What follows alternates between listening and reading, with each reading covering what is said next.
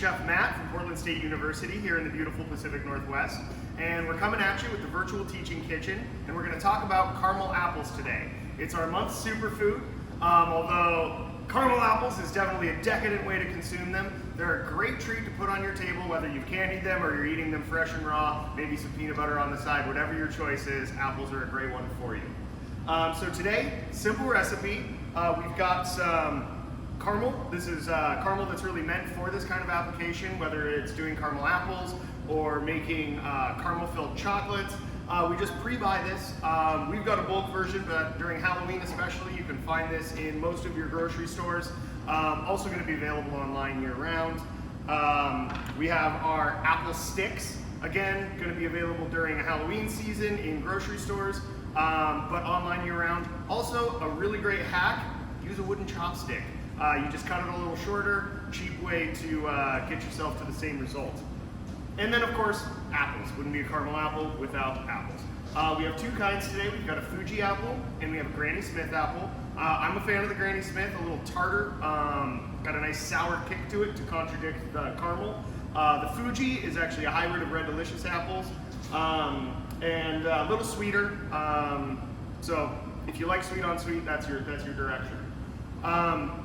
Toppings, these are an optional thing. You can do anything you want. Today we've brought pretzel pieces. That's going to be great for your salty sweet combination. Again, I'm going to do that for me with the Granny Smith apple. We've got some Oreo pieces. We've got some shaved coconut.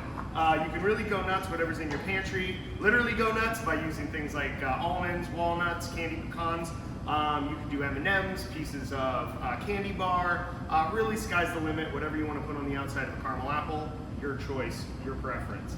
So first step is we're going to get a double boiler going. I prefer this method to heating the caramel up directly on a pan on the stove, because when you've got direct metal to heat contact, you can get really, really hot, and then you do something called scorching, which is burning the sugars. If we've ever scorched something like a tomato sauce or really anything in a pan, the first thing that really starts to go is the sugar in food. There's sugar in a lot of things, naturally in vegetables and fruits. This obviously is almost entirely sugar, so it's really easy to scorch. So the way that we prevent that is we create a double boiler.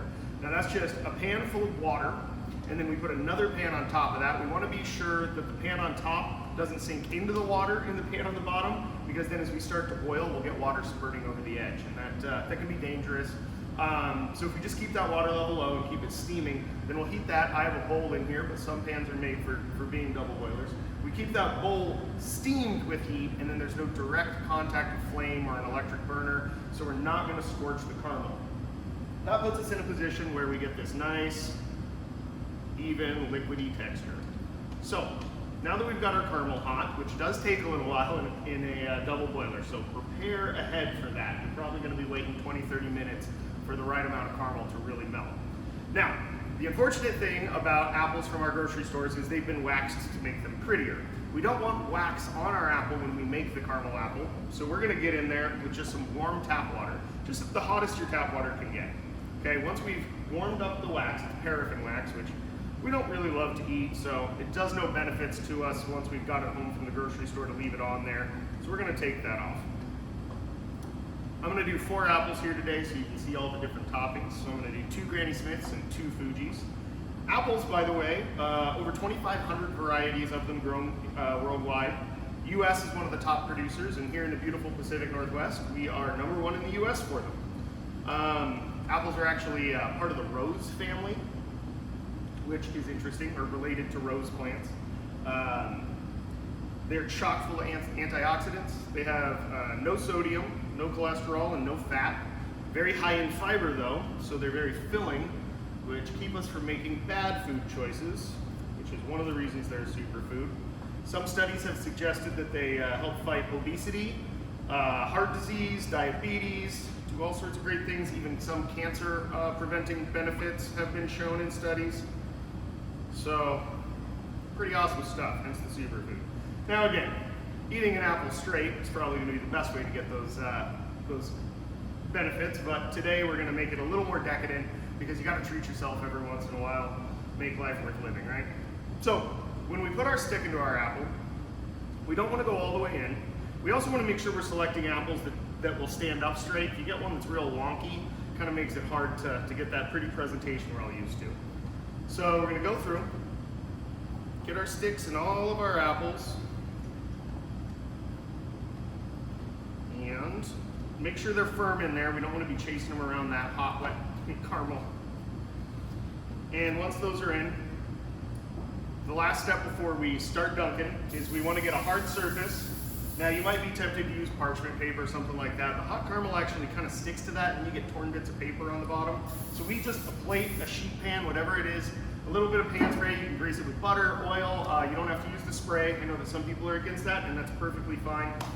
Paper towel with a little bit of olive oil will do it just fine. So now that we've got our unwaxed apple on our stick firmly, we're gonna go into our caramel. We're gonna spin it.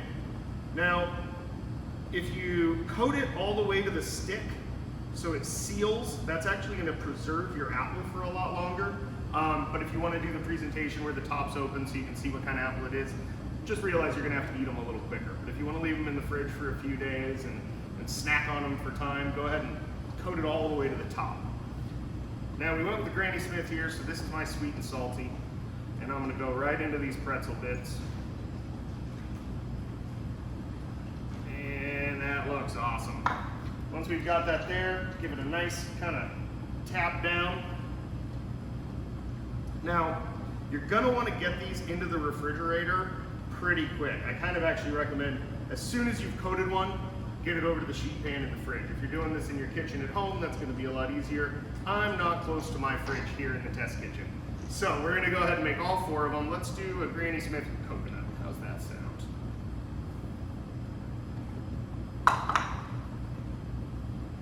Then we'll do a couple of plain Fuji, and we'll do a Oreo cookie. Put that in there. That's our plain one. Our Oreo cookie one. And it's just this simple. And you have this wonderful seasonal treat utilizing our superfood with all of its health benefits. And for us here in the Pacific Northwest, our local favorite, locally produced treat, the apple. Anyway, get those into the fridge as quick as possible so it doesn't run. You keep your toppings on there. You'll end up with a treat that looks like this. It'll be a wonderful seasonal thing to do all fall long. Enjoy at home. Thanks for joining us. Look online for the recipe. It's been real.